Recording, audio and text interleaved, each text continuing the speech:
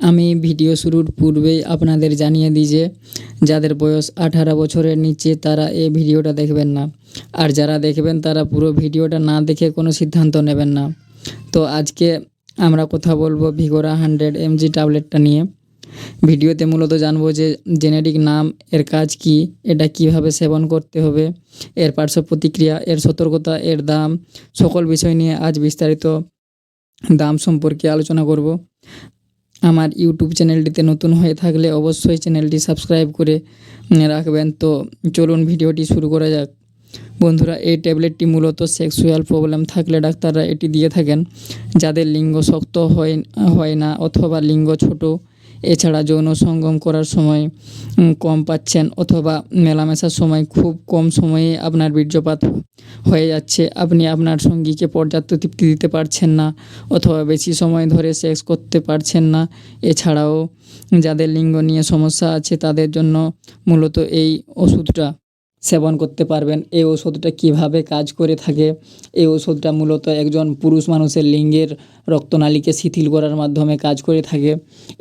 এই ওষুধটা লিঙ্গের রক্ত চলাচল বৃদ্ধি করে, যার কারণে যাদের লিঙ্গ উত্থানজনিত সমস্যা রয়েছে সেটিকে প্রসারিত করে, যার ফলে মূলত টাইম বৃদ্ধি পায়।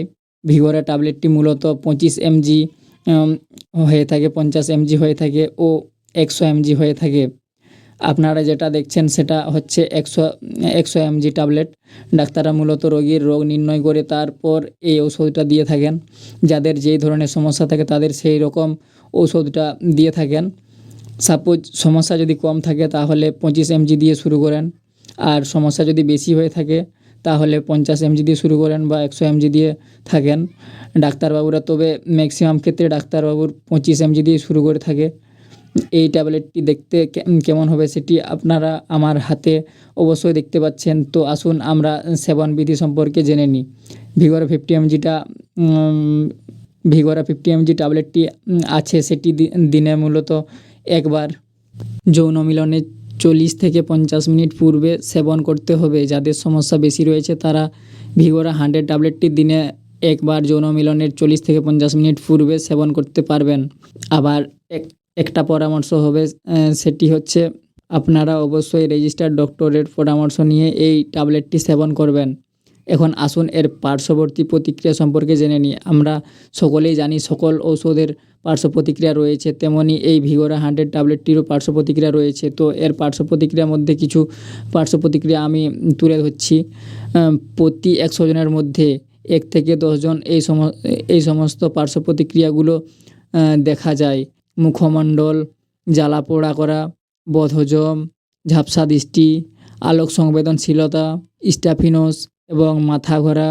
আমি এখন যে পার্শ্ব প্রতিক্রিয়ার কথাগুলো বললাম সেগুলোর প্রতি 100 জনের ভিতর 1 জন থেকে 10 জনের মধ্যে দেখা দিতে পারে। তো এখন আমরা জানব, দ্রুত ডাক্তারের পরামর্শ নিতে হবে। এছাড়া যাদের ডায়াবেটিস, হাঁপানি ও হৃদরোগ, হার্টের রোগ, উচ্চ রক্তচাপ, পেপটিক আলসার, গ্লুকোসা, sickle cell anaemia, multiple myeloma, leukaemia, অতিরিক্ত ওজন, বৃক্ক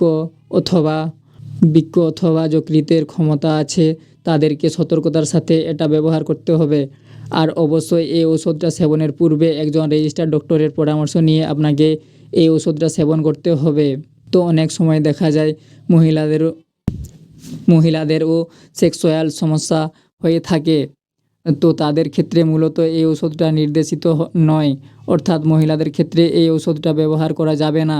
তো এখন আসুন আমরা জানি এর দাম সম্পর্কে। আপনারা বাজারের যে কোনো ফার্মেসিতে খোঁজ করলে এই ওষুধটা পেয়ে যাবেন।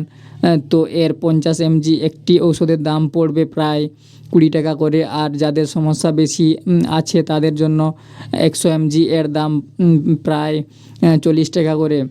তো এই ছিল আজকের ভিডিও ভালো লাগলে লাইক, শেয়ার, কমেন্ট করবেন। যাদের সমস্যা আছে মূলত এই ধরনের তাদের কাছে অবশ্যই ভিডিওটা শেয়ার করবেন। আর চ্যানেলে নতুন হয়ে থাকলে অবশ্যই চ্যানেলটি সাবস্ক্রাইব করে দিবেন আর পাশে থাকা বেল আইকনে ক্লিক করে দিবেন।